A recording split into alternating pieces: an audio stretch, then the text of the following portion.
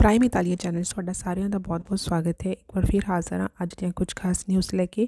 ਇਸ ਤੋਂ ਪਹਿਲਾਂ ਕਿ ਆਪਾਂ ਵੀਡੀਓ ਸ਼ੁਰੂ ਕਰੀਏ, ਜੇਕਰ ਤੁਸੀਂ ਚੈਨਲ 'ਤੇ ਪਹਿਲੀ ਵਾਰ ਆਏ ਹੋ ਤਾਂ ਪਲੀਜ਼ ਚੈਨਲ ਜ਼ਰੂਰ ਸਬਸਕ੍ਰਾਈਬ ਕਰ ਲਵੋ ਅਤੇ ਜਿਨ੍ਹਾਂ ਨੇ ਚੈਨਲ ਨੂੰ ਪਹਿਲਾਂ ਹੀ ਸਬਸਕ੍ਰਾਈਬ ਕੀਤਾ ਹੈ ਉਹਨਾਂ ਦਾ ਬਹੁਤ-ਬਹੁਤ ਸ਼ੁਕਰੀਆ। ਅਤੇ ਵੀਡੀਓ ਦੀ ਨੋਟੀਫਿਕੇਸ਼ਨ ਲਈ ਬੈਲ ਆਈਕਨ ਦਾ ਬਟਨ ਜ਼ਰੂਰ ਪ੍ਰੈਸ ਕਰ ਲਓ ਤਾਂ ਕਿ ਜਦੋਂ ਵੀ ਇਸ ਨਵੀਂ ਵੀਡੀਓ ਅਪਲੋਡ ਕਰਦੇ ਹਾਂ ਉਹਦੀ ਨੋਟੀਫਿਕੇਸ਼ਨ ਤੁਹਾਡੇ ਤੱਕ ਪਹੁੰਚ ਜਾਵੇਗੀ। ਅਤੇ ਹੁਣ ਆਪਾਂ ਸ਼ੁਰੂ ਕਰਦੇ ਹਾਂ ਅੱਜ ਦੀਆਂ ਕੁਝ ਖਾਸ ਨਿਊਜ਼।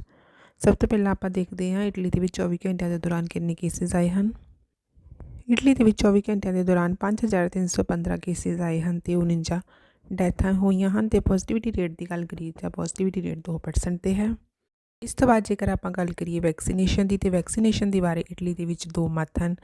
ਇਟਲੀ ਦੇ ਪ੍ਰਧਾਨ ਮੰਤਰੀ ਜਿਹੜੇ ਮਾਰੀਓ ਦਰਾਗੀ ਹੈ ਉਹ ਚਾਹੁੰਦੇ ਹਨ ਕਿ ਸਾਰੇ ਹੀ ਸਿਟੀਜ਼ਨਸ ਦੇ ਲਈ ਵੈਕਸੀਨੇਸ਼ਨ ਨੂੰ ਓਬਲੀਗਾਟੋਰੀ ਕਰ ਦਿੱਤਾ ਜਾਵੇ, ਜ਼ਰੂਰੀ ਕਰ ਦਿੱਤਾ ਜਾਵੇ, ਕਿਉਂਕਿ ਇਟਲੀ ਹੀ ਯੂਰੋਪੀਅਨ ਯੂਨੀਅਨ ਦਾ ਇੱਕ ਪਹਿਲਾ ਦੇਸ਼ ਸੀ ਜਿਸ ਨੇ ਹੈਲਥ ਕੇਅਰ ਡਿਪਾਰਟਮੈਂਟ ਦੇ ਵਿੱਚ ਜਿੰਨੇ ਵੀ ਵਰਕਰ ਸੀ ਉਹਨਾਂ ਦੇ ਲਈ ਕੋਵਿਡ ਦਾ ਜਿਹੜਾ ਐਂਟੀ ਕੋਵਿਡ ਵੈਕਸੀਨ ਨੂੰ ਜ਼ਰੂਰੀ ਕੀਤਾ ਸੀ। ਅਤੇ ਹੁਣ ਉਹ ਚਾਹੁੰਦੇ ਹਨ ਕਿ ਸਾਰੀ ਹੀ ਜਿੰਨੀ ਪਾਪੂਲੇਸ਼ਨ ਹੈ ਇਸ ਇਟਲੀ ਦੀ ਉਹਦੇ ਲਈ ਜਿਹੜਾ ਟੀਕੇ ਨੂੰ ਜਿਹੜੀ ਵੈਕਸੀਨ ਹੈਗੀ ਆ ਉਸ ਨੂੰ ਓਬਲੀਗਾਟੋਰੀ ਕਰ ਦਿੱਤਾ ਜਾਵੇ। ਹਾਲਾਂਕਿ ਜਿਹੜਾ ਸਰਕਾਰ ਦੇ ਬਹੁਮਤ ਵਿੱਚ ਹਰ ਕੋਈ ਸਹਿਮਤ ਨਹੀਂ ਹੈ, ਇਸ ਲਈ ਦੋ ਮਤ ਹਨ। ਜਿਵੇਂ ਕਿਉਂਕਿ ਇਟਲੀ ਦੇ ਵਿੱਚ ਮਾਤੇਓ ਸੈਲਵੀਨੀ ਜਿਹੜੇ ਹੈਗੇ ਆ ਉਹ ਵੈਕਸੀਨੇਸ਼ਨ ਦੇ ਵਿਰੁੱਧ ਹਨ। ਉਹ ਚਾਹੁੰਦੇ ਹਨ ਕਿ ਹਰ ਕਿਸੇ ਦੇ ਲਈ ਜਿਹੜੀ ਵੈਕਸੀਨੇਸ਼ਨ ਆ ਓਬਲੀਗਾਟੋਰੀ ਜ਼ਰੂਰੀ ਨਹੀਂ ਹੋਣੀ ਚਾਹੀਦੀ। ਅਤੇ ਹੁਣ ਤੁਹਾਨੂੰ ਦੱਸ ਦਈਏ ਕਿ ਵਰਲਡ ਦੇ ਵਿੱਚ ਸਿਰਫ 4 ਹੀ ਅਜਿਹੇ ਦੇਸ਼ ਹਨ ਜਿਨ੍ਹਾਂ ਦੇ ਵਿੱਚ ਸਾਰੇ ਹੀ ਜਿਹੜੀ ਪਾਪੂਲੇਸ਼ਨ, ਸਾਰੇ ਨਾਗਰਿਕ ਹੈਗੇ ਉਹਨਾਂ ਨੂੰ ਵੈਕਸੀਨ ਲਗਾਈ ਗਈ ਹਨ। ਇਹ ਦੇਸ਼ ਹਨ ਇੰਡੋਨੇਸ਼ੀਆ, ਤੁਰਕਮੈਨਿਸਤਾਨ, ਤਜਾਕਿਸਤਾਨ ਅਤੇ ਮਾਈਕਰੋਨੇਸ਼ੀਆ ਦੇ ਸੰਘੀ ਰਾਜ। ਇਹ 4 ਅਜਿਹੇ ਦੇਸ਼ ਹਨ ਜਿੱਥੇ ਹਰ ਕਿਸੇ ਨੂੰ ਵੈਕਸੀਨ ਲਗਾਈ ਗਈ ਹੈ। ਅਤੇ ਯੂਰਪ ਦੇ ਵਿੱਚ ਇਟਲੀ ਹੀ ਪਹਿਲਾ ਦੇਸ਼ ਸੀ ਜਿਸ ਨੇ ਜਿੰਨੇ ਵੀ ਹੈਲਥ ਵਰਕਰਸ ਹੈਗੇ ਸੀ ਉਹਨਾਂ ਦੇ ਲਈ ਵੈਕਸੀਨੇਸ਼ਨ ਨੂੰ ਜ਼ਰੂਰੀ ਕੀਤਾ ਸੀ। ਅਤੇ ਇਸ ਤੋਂ ਥੋੜ੍ਹੀ ਦੇਰ ਬਾਅਦ ਹੀ ਫਰਾਂਸ ਦੇ ਵਿੱਚ ਵੀ ਸਾਰੇ ਹੀ ਹਸਪਤਾਲਾਂ ਦੇ ਵਿੱਚ ਕੰਮ ਕਰਨ ਵਾਲੇ ਸਿਹਤ ਕਰਮਚਾਰੀਆਂ ਦੇ ਲਈ ਅਤੇ ਨਰਸਿੰਗ ਰਿਟਾਇਰਮੈਂਟ ਹੋਮ ਦੇ ਵਿੱਚ ਜਿਹੜੇ ਰਹਿੰਦੇ ਹਨ ਉਹਨਾਂ ਦੇ ਲਈ ਵੈਕਸੀਨੇਸ਼ਨ ਨੂੰ ਜ਼ਰੂਰੀ ਕੀਤਾ ਸੀ। ਇਸ ਤੋਂ ਬਾਅਦ ਅਗਲੀ ਨਿਊਜ਼ ਆ ਰਹੀ ਹੈ ਨਿਊਜ਼ੀਲੈਂਡ ਤੋਂ। ਨਿਊਜ਼ੀਲੈਂਡ ਦੇ ਵਿੱਚ ਕੱਲ੍ਹ ਤੋਂ ਜਿਹੜਾ ਐਂਟੀ ਕੋਵਿਡ ਲੋਕਡਾਊਨ ਜਿਹੜਾ ਲਗਾਇਆ ਸੀ ਉਸ ਨੂੰ ਖਤਮ ਕਰ ਦਿੱਤਾ ਜਾਵੇਗਾ, ਸਿਰਫ ਆਕਲੈਂਡ ਨੂੰ ਛੱਡ ਕੇ, ਕਿਉਂਕਿ ਆਕਲੈਂਡ ਹੀ ਇੱਕ ਅਜਿਹਾ ਦੇਸ਼ ਹੈ ਅਜਿਹਾ ਮਤਲਬ ਕਿ ਉੱਥੇ ਦਾ ਰੀਜਨ ਹੈ ਜਿਸ ਦੇ ਵਿੱਚ ਡੈਲਟਾ ਵੇਰੀਐਂਟਸ ਦੇ ਕੇਸਿਸ ਕਾਫੀ ਜ਼ਿਆਦਾ ਆ ਰਹੇ ਹਨ। ਅਤੇ ਬਾਕੀ ਕੰਟਰੀ ਦੇ ਵਿੱਚ ਜਿੰਨੇ ਵੀ ਅਰਾਊਂਡ 3 ਮਿਲੀਅਨ ਪੀਪਲ ਜਿਹੜੇ ਰਹਿ ਰਹੇ ਹਨ ਉਹ ਇਸ ਕੱਲ੍ਹ ਤੋਂ ਐਂਟੀ ਕੋਵਿਡ ਰੈਸਟ੍ਰਿਕਸ਼ਨਸ ਤੋਂ ਜਿਹੜੀਆਂ ਹੈਗੀਆਂ ਉਹ ਫ੍ਰੀ ਹੋਣਗੇ ਅਤੇ ਆਪਣੇ ਘਰਾਂ ਤੋਂ ਬਾਹਰ ਨਿਕਲ ਸਕਣਗੇ। ਅਤੇ ਸਕੂਲ ਵੀ ਜਿਹੜੇ ਓਪਨ ਹੋ ਰਹੇ ਹਨ ਵੀਰਵਾਰ ਤੋਂ। ਅਗਰ ਆਪਾਂ ਪਿਛਲੇ 24 ਘੰਟਿਆਂ ਦੇ ਦੌਰਾਨ ਦੇਖੀਏ ਤਾਂ ਨਿਊਜ਼ੀਲੈਂਡ ਦੇ ਵਿੱਚ ਪਿਛਲੇ 24 ਘੰਟਿਆਂ ਦੇ ਦੌਰਾਨ 20 ਨਵੇਂ ਕੇਸਿਸ ਆਏ ਹਨ। ਅਤੇ ਆਕਲੈਂਡ ਦੇ ਵਿੱਚ ਇੱਕ ਹਫ਼ਤਾ ਜਿਹੜਾ ਇਸ ਤਰ੍ਹਾਂ ਹੀ ਉਸ 'ਤੇ ਲੋਕਡਾਊਨ ਲੱਗਾ ਰਹੇਗਾ। ਅਤੇ ਬਾਕੀ ਜਿਹੜੀ ਸਾਰੀ ਕੰਟਰੀ ਹੈ ਇਸ ਤੋਂ ਕੱਲ੍ਹ ਤੋਂ ਫ੍ਰੀ ਹੋ ਜਾਵੇਗੀ। ਇਸ ਤੋਂ ਬਾਅਦ ਅਗਲੀ ਨਿਊਜ਼ ਆ ਰਹੀ ਹੈ ਕਿ ਇੰਡੀਅਨ ਜਿਹੜੇ ਹੈਗੇ ਆ ਹੁਣ 3rd ਕੰਟਰੀ ਦੇ ਰਾਹੀਂ ਕੈਨੇਡਾ ਜਾ ਸਕਦੇ ਹਨ। ਇੰਡੀਅਨ ਹੁਣ ਕੈਨੇਡਾ ਦੇ ਲਈ ਫਲਾਈਟ ਲੈ ਸਕਦੇ ਹਨ ਅਤੇ ਜੇਕਰ ਉਹ ਤੀਸਰੇ ਕੰਟਰੀ ਦੇ ਵਿੱਚ ਰੁਕਣ ਅਤੇ ਉੱਥੇ RT-PCR ਟੈਸਟ ਕਰਵਾਉਣ।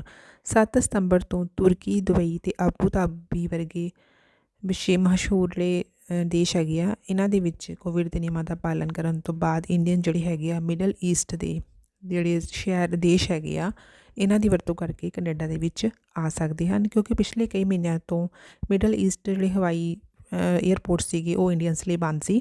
ਇਸ ਦੇ ਲਈ ਕੈਨੇਡਾ ਜਾਣ ਵਾਲੇ ਵਿਦਿਆਰਥੀਆਂ ਨੂੰ ਪਹਿਲਾਂ ਇੱਕੋ ਹੀ ਜਿਹੜੀ ਆਪਸ਼ਨ ਹੁੰਦੀ ਸੀ ਕਿ ਉਹ ਮਿਸਰ ਜਾਂ ਮੈਕਸੀਕੋ ਵਰਗੇ ਦੇਸ਼ਾਂ ਦੇ ਰਾਹੀਂ 3rd ਕੰਟਰੀ ਰਾਹੀਂ ਕੈਨੇਡਾ ਦੇ ਵਿੱਚ ਪਹੁੰਚ ਸਕਣ। ਅਤੇ ਹੁਣ ਇੰਡੀਅਨਸ ਜਿਹੜੇ ਹੈਗੇ ਆ ਉਹ ਮਿਡਲ ਈਸਟ ਦੇ ਜਿਹੜੇ ਕੰਟਰੀਜ਼ ਹੈਗੀਆਂ ਉਹਦੇ ਥਰੂ ਕੈਨੇਡਾ ਦੇ ਵਿੱਚ ਜਾ ਸਕਦੇ ਹਨ। ਇਸ ਦੇ ਨਾਲ ਜਿਹੜੀ ਟਿਕਟਸ ਦੇ ਪ੍ਰਾਈਸ ਹੈਗੇ ਆ ਕੈਨੇਡਾ ਦੇ ਲਈ ਉਹ ਵੀ ਘੱਟ ਜਾਣਗੇ, ਕਿਉਂਕਿ ਪਹਿਲਾਂ ਜਦੋਂ ਮੁੰਬਈ ਤੋਂ ਟੋਰਾਂਟੋ ਟ੍ਰਿਪ ਸੀਗਾ ਜਿਹੜਾ ਰੂਟ ਸੀ ਉਹਦੇ ਵਿੱਚ ਜੇਕਰ ਵੀਆਰ ਲੰਡਨ ਦੇ ਵਿੱਚ ਤੇ ਹੋ ਕੇ ਜਾਂਦੇ ਸੀ ਤਾਂ ਉਹਨਾਂ ਨੂੰ ਜਿਹੜੇ ਕਸਟਮਰ ਸੀ ਉਹਨਾਂ ਨੂੰ 80,000 ਤੋਂ ਲੈ ਕੇ 90,000 ਤੱਕ ਦੀ ਟਿਕਟ ਲੈਣੀ ਪੈਂਦੀ ਸੀ। ਅਤੇ ਹੁਣ ਜੇਕਰ ਉਹ ਜਿਹੜਾ ਸਟੋਪ ਉਹਨਾਂ ਦਾ ਮਿਡਲ ਈਸਟ ਕੰਟਰੀਜ਼ ਦੇ ਵਿੱਚ ਹੁੰਦਾ ਹੈ ਤਾਂ ਇਸ ਦੇ ਵਿੱਚ ਉਮੀਦ ਹੈ ਕਿ ਜਿਹੜੀ ਟਿਕਟਸ ਦੇ ਪ੍ਰਾਈਸ ਹੈ ਉਹ ਵੀ ਘੱਟ ਜਾਣਗੇ। ਅਤੇ ਇਸ ਦੇ ਨਾਲ ਵੀ ਦੱਸੀਏ ਕਿ ਕੈਨੇਡਾ ਦੇ ਵਿੱਚ ਕੋਵਿਸ਼ੀਲਡ ਵੈਕਸੀਨ ਨੂੰ ਮਨਜ਼ੂਰੀ ਹੈ ਅਤੇ ਕੈਨੇਡਾ ਦੇ ਵਿੱਚ ਪਹੁੰਚਣ ਤੋਂ 72 ਘੰਟੇ ਪਹਿਲਾਂ ਦਾ RT-PCR ਟੈਸਟ ਵੀ ਹੋਣਾ ਜ਼ਰੂਰੀ ਹੈ। ਅਤੇ ਪੈਸੰਜਰਸ ਦੇ ਕੋਲ ਜਿਹੜਾ ਫੁੱਲ ਪ੍ਰੂਫ ਹੋਣਾ ਚਾਹੀਦਾ ਹੈ ਵੈਕਸੀਨੇਸ਼ਨ ਸਰਟੀਫਿਕੇਟ ਦਾ, ਅਤੇ ਜਿੰਨੀ ਵੀ ਜ਼ਰੂਰੀ ਇਨਫੋਰਮੇਸ਼ਨ ਹੈਗੀ ਆ ਉਹ ਉਹਨਾਂ ਕੋਲ ਅਰਾਈਵ ਕੈਨ ਐਪ 'ਤੇ ਹੋਣੀ ਚਾਹੀਦੀ ਹੈ। ਅਤੇ ਇਸ ਤੋਂ ਇਲਾਵਾ ਜਿਹੜੇ 12 ਸਾਲ ਤੋਂ ਘੱਟ ਬੱਚੇ ਹਨ ਉਹਨਾਂ ਦੇ ਲਈ ਕੈਨੇਡਾ ਦੇ ਵਿੱਚ ਐਂਟਰੀ ਦੇ ਲਈ ਕੋਈ ਰੈਸਟ੍ਰਿਕਸ਼ਨ ਨਹੀਂ ਹੈ ਅਤੇ ਉਹ ਵਿਦਆਊਟ ਕੁਆਰੰਟਾਈਨ ਉੱਥੇ ਰਹਿ ਸਕਦੇ ਹਨ। ਅਤੇ ਜਿਹੜੇ ਬੱਚੇ 12 ਤੋਂ 17 ਦੀ ਉਮਰ ਦੇ ਵਿਚਕਾਰ ਹੈ ਜਾਂ ਡਿਪੈਂਡੈਂਟ ਹਨ, ਮਤਲਬ ਕਿ ਕੋਈ ਮੈਂਟਲ ਜਾਂ ਫਿਜ਼ੀਕਲ ਉਹਨਾਂ ਦੀ ਪ੍ਰੋਬਲਮ ਹੈ ਤਾਂ ਉਹਨਾਂ ਦੇ ਲਈ 14 ਦਿਨਾਂ ਦਾ ਕੁਆਰੰਟਾਈਨ ਜ਼ਰੂਰੀ ਹੈ। ਇਸ ਤੋਂ ਬਾਅਦ ਅਗਲੀ ਨਿਊਜ਼ ਆ ਰਹੀ ਹੈ ਸੰਯੁਕਤ ਅਰਬ ਅਮੀਰਾਤ ਤੋਂ। ਸੰਯੁਕਤ ਅਰਬ ਅਮੀਰਾਤ ਦੇ ਵਿੱਚ ਕੰਮ ਕਰਨ ਦੀ ਇੱਛੁਕ ਇੰਡੀਅਨਸ ਦੇ ਲਈ ਇਹ ਇੱਕ ਚੰਗੀ ਖਬਰ ਹੈ।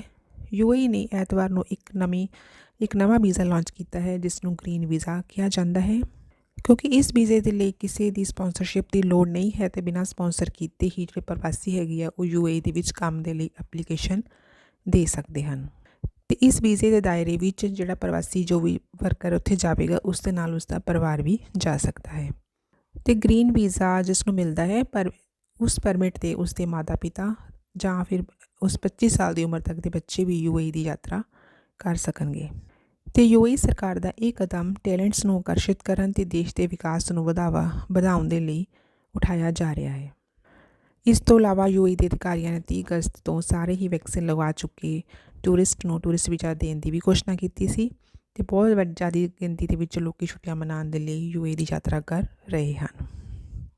ਇਸ ਤੋਂ ਬਾਅਦ ਅਗਲੀ ਨਿਊਜ਼ ਆ ਰਹੀ ਹੈ ਇੰਡੀਆ ਇਟਲੀ ਫਲਾਈਟਸ ਦੀ।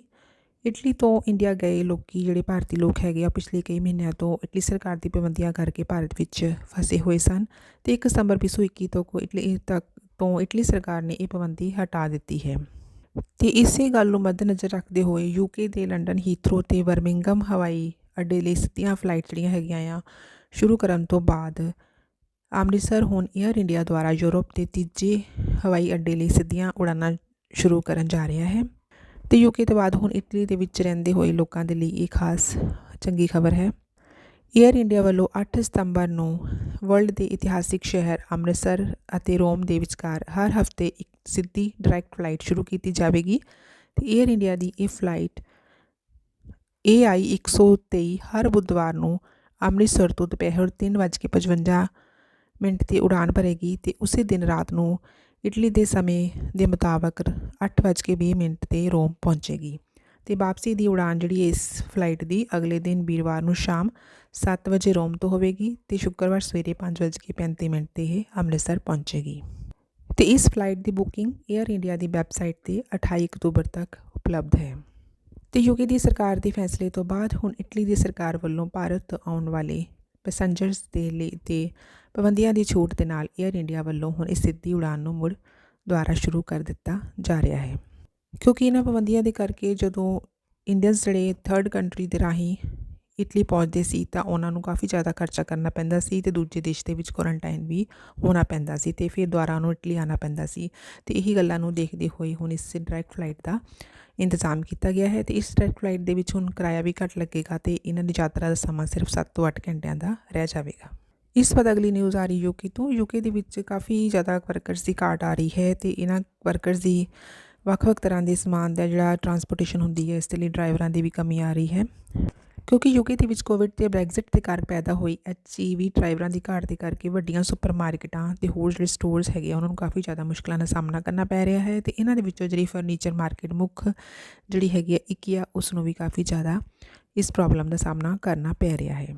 ਇਸ ਤੋਂ ਬਾਅਦ ਅਗਲੀ ਨਿਊਜ਼ ਆ ਰਹੀ ਹੈ ਆਸਟ੍ਰੇਲੀਆ ਤੋਂ। ਆਸਟ੍ਰੇਲੀਆ ਦੇ ਵਿੱਚ ਲਗਾਤਾਰ 10ਵੇਂ ਦਿਨ ਤੋਂ ਕਰੋਨਾ ਵਾਇਰਸ ਦੇ 1000 ਤੋਂ ਵੱਧ ਜਿਹੜੇ ਨਵੇਂ ਕੇਸ ਆ ਰਹੇ ਹਨ। ਇਹ ਸੀ ਅੱਜ ਦੀਆਂ ਕੁਝ ਖਾਸ ਨਿਊਜ਼। ਇਸ ਨਾਲ ਹੀ ਆਪਾਂ ਵੀਡੀਓ ਖਤਮ ਕਰਦੇ ਹਾਂ। ਜੇ ਵੀਡੀਓ ਚੰਗੀ ਲੱਗੀ ਤਾਂ ਲਾਈਕ ਕਰਿਓ। ਵੀਡੀਓ ਦੇਖਣ ਲਈ ਤੁਹਾਡਾ ਸਭ ਦਾ ਬਹੁਤ ਬਹੁਤ ਸ਼ੁਕਰੀਆ।